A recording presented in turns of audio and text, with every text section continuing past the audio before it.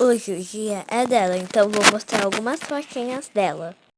Ela deitada na caminha, ela arranhando o arranhador, ela encostada na parede,